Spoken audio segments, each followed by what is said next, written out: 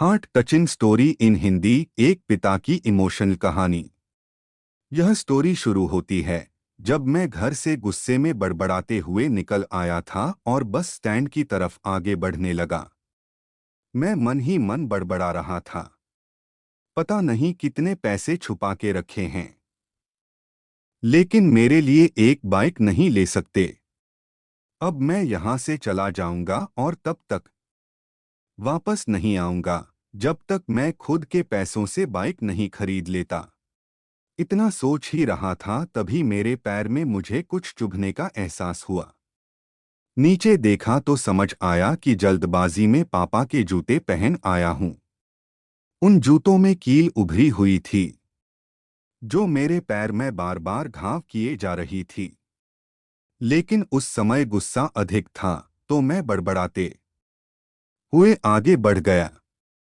एकाएक मुझे याद आया कि मैं पापा का पर्स भी साथ ले आया हूं। मेरे खुराफाती दिमाग में एक ख्याल आया, क्यों ना आज पापा का पर्स चेक किया जाए, जिसे आज तक उन्होंने किसी को हाथ तक नहीं लगाने दिया था। पता नहीं कौन सा खजाना छुपा है इस पर्स में जो किसी को हाथ नहीं लगाने देते थे।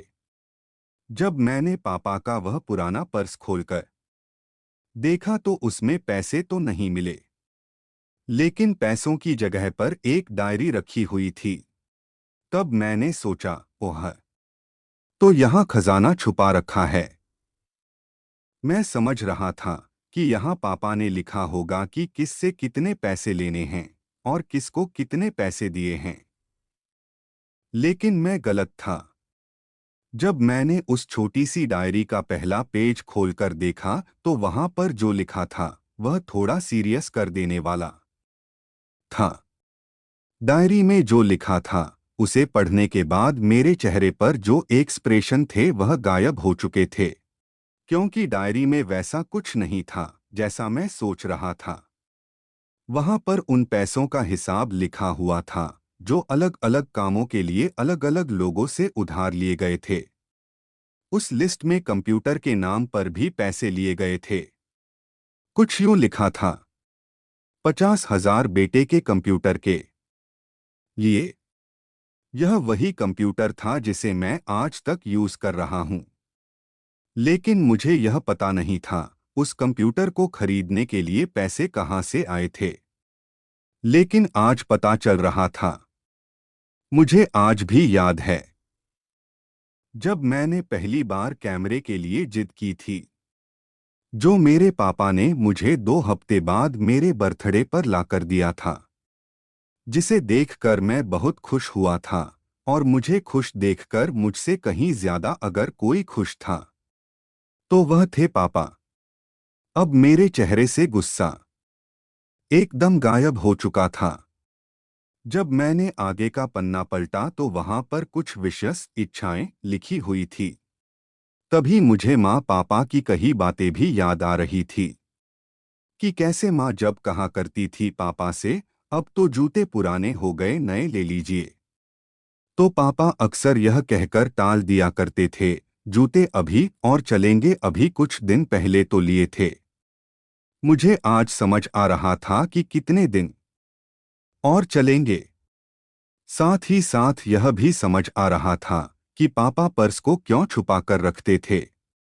तभी उस डायरी को पढ़ते हुए बस स्टैंड पर पड़ी बेंच पर आकर बैठ गया। अब उस डायरी का आखिरी पन्ना बचा हुआ था। उस पन्ने को जब मैंने पलटकर देखा तो वहां कल की डेट लिखी हुई थी। तारीख के नीचे लिखा हुआ था 50,000 रुपये बाइक के लिए। बस इतना पढ़ा और दिमाग सन्न रह गया। अब मेरे मन में कोई शिकवा गिला नहीं बचा था, बस मेरी आंखों से आंसू चले जा रहे थे। मुझे आज तक नहीं पता तब मैं क्यों रोए जा रहा था। अब मैं जल्दी से घर की तरफ भागा, लेकिन जूतों की वह कील पाँव में अब तक घाव बनाने में कामयाब हो चुकी थी। मैंने जूतों को रास्ते में ही निकाल कर फेंक दिया और भागते लड़खड़ाते हुए घर जा पहुंचा, लेकिन पापा घर पर नहीं थे। मैं समझ गया वह कहाँ थे। मैं सीधा पास वाली बाइक एजेंसी की तरफ भागा। पता नहीं आज कहाँ से इतनी ताकत आ गई थी कि मैं भागते हुए थक नहीं रहा था और वह भी बिना जूतों के नंगे पैर।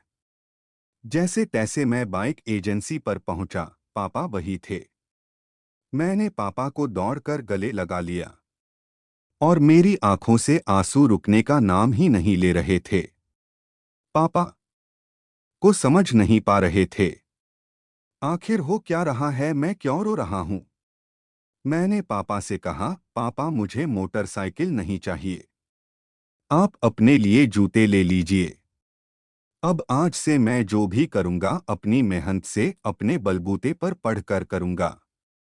दोस्तों, बस इतनी सी थी ये कहानी।